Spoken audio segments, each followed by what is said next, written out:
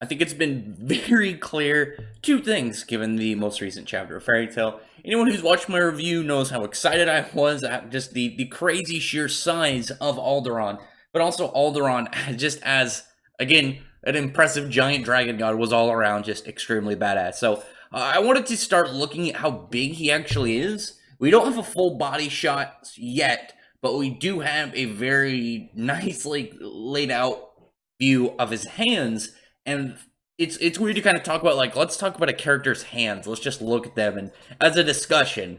But this is actually like a time where it's very interesting because of just like trying to wrap your head around exactly how big that is, how big of a behemoth this is going to be.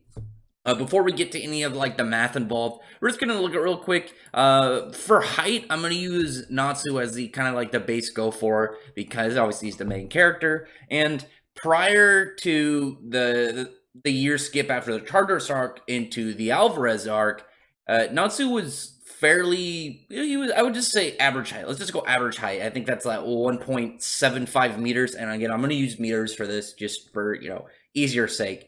And it's very apparent after the Alvarez arc. You can even see him standing next to Lucy in both these pictures. Even out the full body, you can just look exactly of what, the size difference of them are. He definitely got taller within that year. It's not like he grew to some giant, but he definitely grew a couple inches. So we're just going to say from 175 centimeters to 180 meters. So 180 meters. 180 centimeters. So 1.8 meters is what we're going to be using for Natsu's height. So going into it, we're just going to look at this street that they were on. Pretty easy, pretty simplistic way to start. And if you don't know how this works, essentially you take the number of pixels a character is, that equals that level of height. Natsu again here, 45 pixels is the equivalent of 1.8 meters. And again, it's a little bit, it's always going to be a little bit give or take, but it still should give roughly an idea of what we're looking at. So numbers here, you have 523 pixels, dividing it by the number that it is, 45, times the height. So obviously you're dividing the number of pixels that we're looking for with what we have, and then the height given, the distance given, which makes the street wide 20.92 meters. A very, very easy, simplistic start. It could be a little bit of a hard process if you've never seen how people do this, but, it becomes extremely simplistic after, you get your head around it.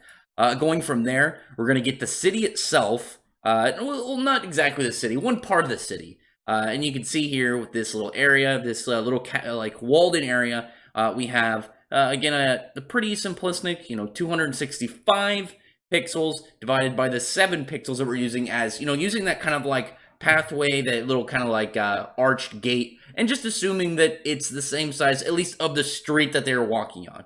It could easily be bigger given the, just a big archway. It could easily be something for like large transportation vehicles, whatever it may be.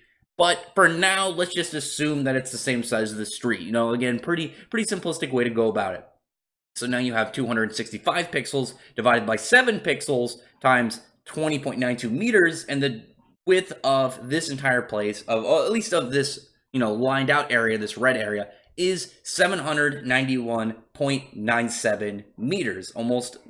I was almost going to say not 792 meters, but closer to, let's just leave it as it is. Let's just leave it as, I almost just kind of like messed up going along it and giving numbers that aren't relevant just to say like, hey, it's close, but we don't need to go about that. But one question is, while looking at this, while looking exactly of where I'm going to be going about this, we're going to need to know exactly why I'm using this specific spot. One, obviously, as I said, the little pathway that goes into that kind of like arched gateway, very, very easy way to go about it, but also that specific place, because it is so set in that very easy to use pathway, but also we can make out of it in the large scale kind of like setting of the picture itself when we see the city. And what I mean by that is, you can see here, when you look at them, you see that kind of like big flattened arch, kind of like bridgeway behind it, with as long as that very weird tall tower system, and as well as in the foreground of those is this kind of walled-in city. And there's a little bit of what I would say probably some confusion, because obviously the really big like center of it, that big ringed castle, it's leading down to a different spot in the large hand picture when we see outside of just getting Alderaan's hands. But at the same time, you look at that and we have a more of a consistency of being that one that I've lined it to because of the again, that big flat like bridge structure behind it, the tall tower, and as well as you look at both the areas lined, there is that kind of like pathway, that arched kind of like gate that we see that I've used as the reference point for how big that kind of like walled-in area is, and you can see that it's got this the pretty much the pathway and the gate is going down from it. It's going kind of like a what is that, southwest, southeast? I don't remember which exactly that is off the top of my head, but you know what I mean. I think it's southwest. Yeah, so southwest from it. You can easily see from there. And if you want to, you could zoom in on the picture, whether it be this one or the panel. Actually, let me just zoom in for you guys really quick so you can see what I mean. If you just look down at it, you can see the bridge kind of going into that other city that's, well, not city, that walled-in structure that the pathway among the large ringed castle, like the largest point of the city, is at. You can, just kind of like just compare them, and then, kind of say, well, there's one small like discrepancy in there, but overall there's a much more consistent kind of layout for it to be this one. Probably just one of those things where you're drawing all these different areas of it, you might lose track of some of the general structure. It's not a big deal. Then we're going to look at the numbers of the comparing this kind of like city area, this walled-in little castle, to the hand itself. Here we're going to see the hand, the big hand of the big boy Alderaan, and we're just going to look at the numbers, and I have the numbers completely in the wrong spot. Let's just move that over here. There we go. And just kind of compare them.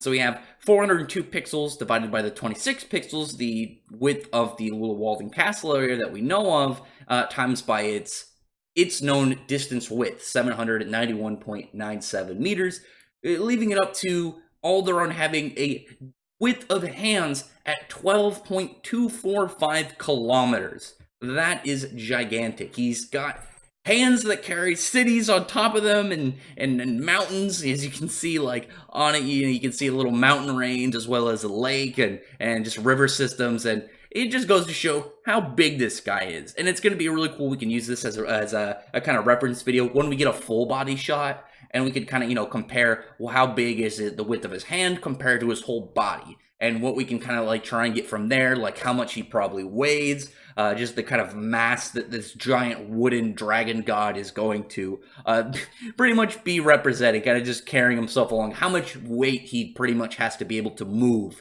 like how physically strong he has to be, literally just to walk around, like literally lifting his body up. He's probably lifting, I'm not even going to do the math off the top of my head, millions and millions of tons, probably more, given how much is probably just in one of these cities alone. So we'll get back more to this and look further into his height and just overall mass of his body once we get, again, a full body shot, which will probably be within the next chapter or two.